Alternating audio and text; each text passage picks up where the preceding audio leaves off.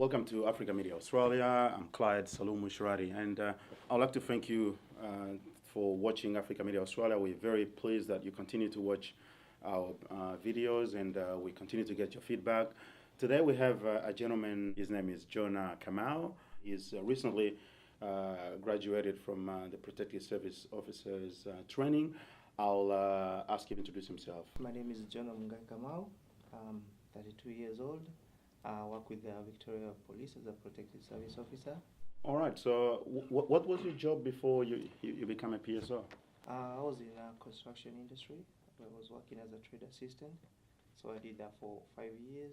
What was the application like, the application process? Because I guess you have to apply, there's a bit of a process to go through for you to apply and eventually be accepted and go through the training. Tell us a bit more about that. Yeah, I think it depends with the individual cases because mine really went very quick, but I can't say very quick. I had to do the medicals, you have to do the training fitness before you join the academy. But it took me like almost 3 months or 4 months. And I've been speaking with a number of African friends as well, and they've been telling me that apparently some people think the whole application process and the training is quite hard. Is that your feeling as well? It can be hard. It depends with you, like how you take it.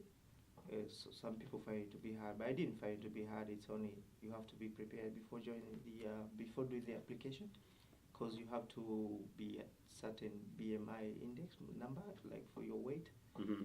Yeah, so I was preparing before that. I was just going for a jog and stuff like that. So you got to get ready really physically. Yeah, I was going to the gym now and then and try to lose some weight. And then when I started applying, it was easy for me. And tell me, why did you choose to become a PSO as opposed to finding another job? I don't know, I was looking. My dad was a police officer back in Kenya. Mm-hmm. So I had that thing in mind, one day I might follow in his footsteps. So and I saw this on TV and thought I'd give it a crack. Yeah. Yeah, So this may be the start, and then after a few years, who knows, you may want to go to the next step and become a police officer like your dad. Is that what you think, or you'd be happy to stay with PSO?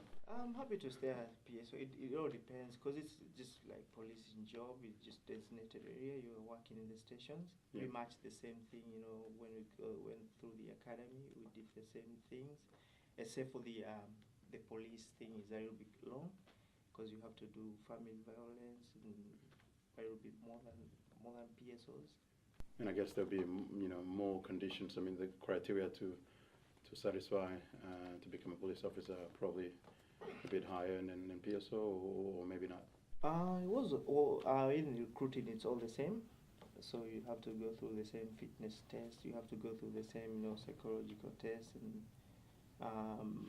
the English test and all the others. So the only difference is I will belong on the police course because you have to do the driving test and things like that. All right. Coming from Africa, you must speak more than one language, I suppose. Is that correct? Yeah. How many languages do you speak? I speak like 4. All right. And I suppose the languages must be useful in this type of job. Yeah, pretty handy when it comes to when you're dealing with people from the same background.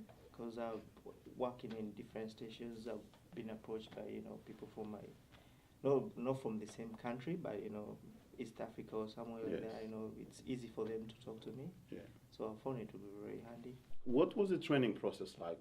Give us a bit of a picture of what is involved in the training for a PSO job. Training was physical, and then you have the books, like you have to pass the law exams, and then there's firearms week on week 7. But you start with physical, I think, running, beep test and stuff like that. And then after that you start books and you do the law exam, you do the other small exams. But law was the main one, and physical, and then you have to do the defense tactics and using your equipment. And when you say the law, for some people that may be a bit intimidating. Do you have to have some sort of legal background or understand, give us a bit more details on what the legal or the law component of the training? Law was mainly like Transport Act, what you're dealing with, like, offenses concerning transport Public act. transport. Yeah, public transport. So As a PSO, you've got a lot of power within the context of the public transport system to, I guess, do a lot of things, even including issuing fines and all that sort of thing. So you have to know the law pretty well. I suppose that's why. yeah, you have to know. Because you're mainly dealing with the issues in the platforms. Transport Act. So you have to know everything. So there was the physical aspect, the law, and what else? I mean, is there anything else people should really be aware of? Physical law and the firearms was very important. The 2 weeks of firearms. Okay, Yeah, so- firearms, yeah, because obviously, you got to be prepared to any possibility. All right, and we're almost at the end of this interview. We got a message do you want to give out there to our African brothers and sisters looking at potentially going for a PSO job sometime soon? Just want to encourage them not to give up. It's a good job. All right, Jonah, thank you very much for your time to Africa Media Australia. We wish you good luck in your new job, and hopefully many people will follow from your steps within our communities and beyond. Thank you very much. You're welcome.